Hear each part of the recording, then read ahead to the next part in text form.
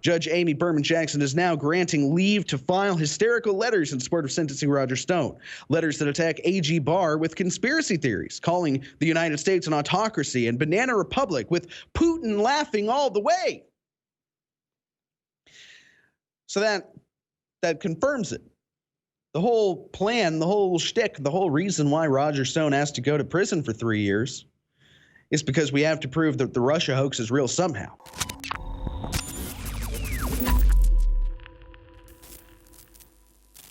Welcome back. This is The War Room. I'm Tom Pappert, filling in for Owen for just this first hour. He will be back live in studio talking about the Roger Stone trial, where he is just getting back from. He was in D.C. He was there. You saw the insane videos yesterday. He lost another mic cover to the mouth of an insane leftist. These people are nuts. They're disgusting. I mean, how gross is that? The mic, the wind pop screen on a mic, that exists because of the air that people breathe on it. You know, when you're right up next to a mic and you're breathing on the mic, that exists so that way all the germs get that, all the spittle gets on that, all the wind that brings germs with it gets on that. To actually put that in your mouth, oh, it's disgusting. These people are bizarre.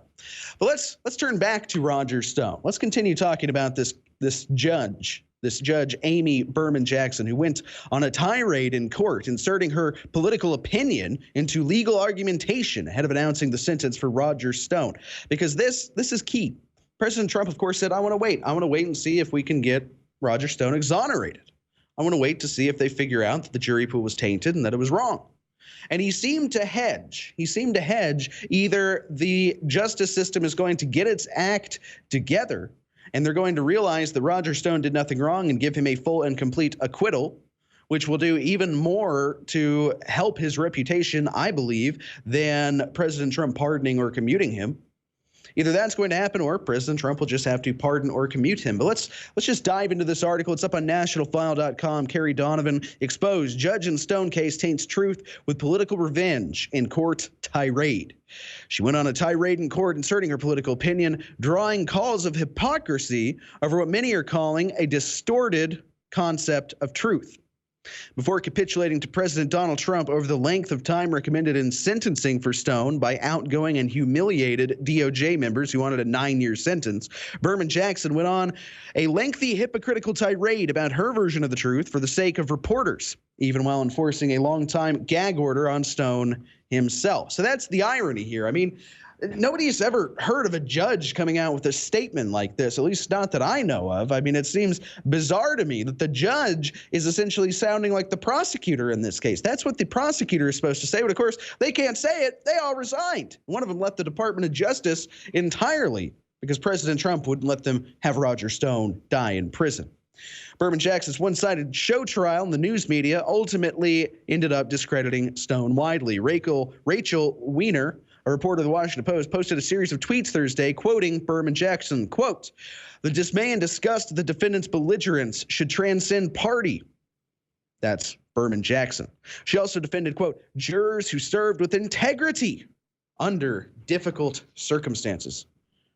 Integrity under difficult circumstances. So you can be a radical, anti-Trump, never Trump Democrat, Antifa partisan who even during the trial is on social media outing yourself as the ridiculously far left activist you are.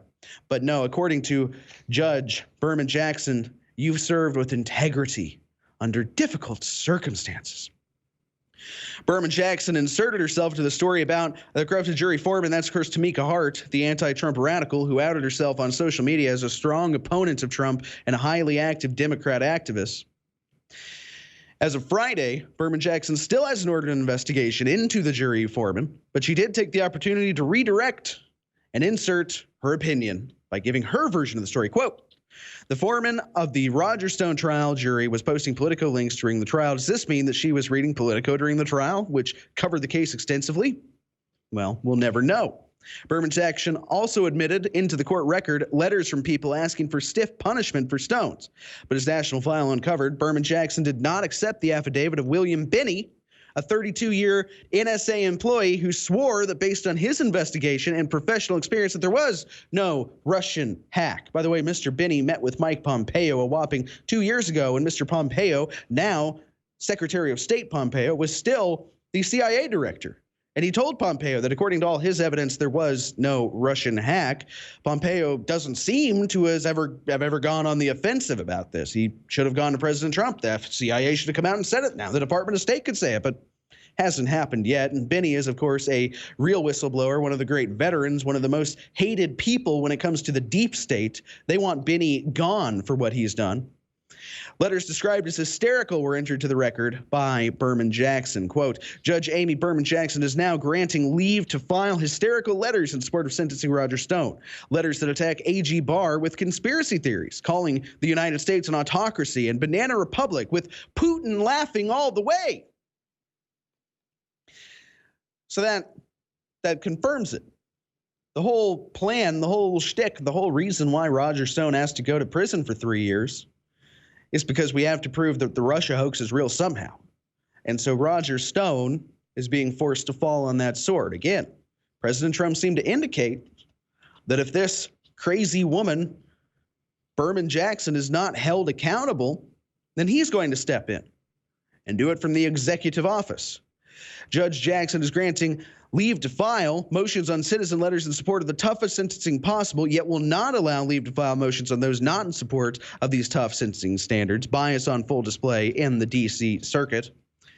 I mean, it really does raise the question how any Republican, any conservative could get a fair trial in Washington, D.C. Of course, we saw Owen Schroyer. We know what they did to him. The man spent 26 hours in jail for having tape over his mouth.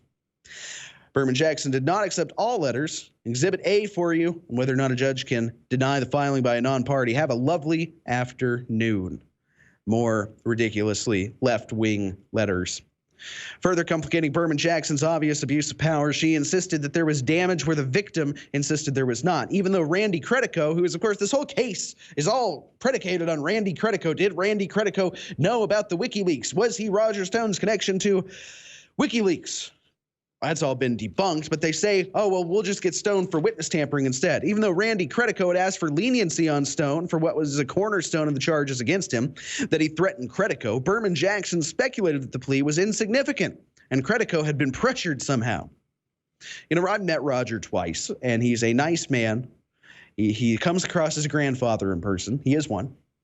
I don't see Roger Stone with his jack boots going to this Credico guy's radio station and putting his head through a window if he refuses to cooperate. They act like all Republicans, be it the Proud Boys, be it InfoWars, be it just regular everyday Trump supporters, they act like we're in the movie Goodfellas.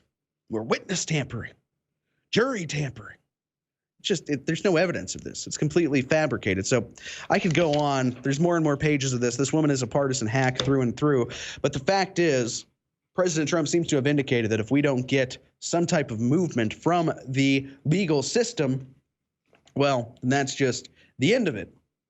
And by the way, these Democrats, they don't treat their people well. In the next segment, we've got another article on nationalfile.com. Richmond Democrats have blocked pay raises for Virginia sheriffs as payback for their refusal to enforce gun bans, gun laws. So the Democrats, they think that the cops are going to go door to door and confiscate every gun in the state of Virginia, but then they won't pay them. It makes no sense. What on earth are they thinking? How are they going to do this? Who are they going to get to be the Gestapo? Who's going to go door to door and take guns? Not the people you're denying a pay raise to. They've threatened to take their benefits. They've threatened them in a million different ways. They've threatened to just fire them all. And who do they think is going to be the police officers? I mean, I'm not like a big police officer apologist over here, but their strategy, their tactics make no sense. We're going to ban the guns. We're going to confiscate the guns. We're going to screw over the people who are supposed to do the confiscating. It makes no sense. We'll get into it on the other side. Don't go away. I hope this virus isn't as bad as it looks like it is, but I just see Providence at work again, that we have the nano silver that it turns out in 2007 was certified by the Pentagon, by A&M and in Homeland Security letters to take out the SARS coronavirus family. But I use it as immune gargle, so I can gargle it out, spit part of it out. You can drink part of it. You can drink it all if you want. Is it 15 parts per million, but it's a nano silver. We've sold out of the 16 ounce. We're going to sell out of the 3 ounce and the 1 ounce very, very soon. And I'm going to keep it at 40% off, even though it's very close to selling out for another 2 days. So it's going to go back to regular price by Wednesday or Thursday, and we'll still sell out of it long before we get more in. It'll take a month or more because I'm already putting in the order, and that takes money for the 16 ounce, the 3 ounce, the 1 ounce. Put the order in actually on Friday, paid 50% down. And they explained to me, they said, you understand at 40% off, we don't even make the money back reordering it. You have to have profit to fund things. And I said, okay, you're right. And I'll go till Wednesday at 40% off.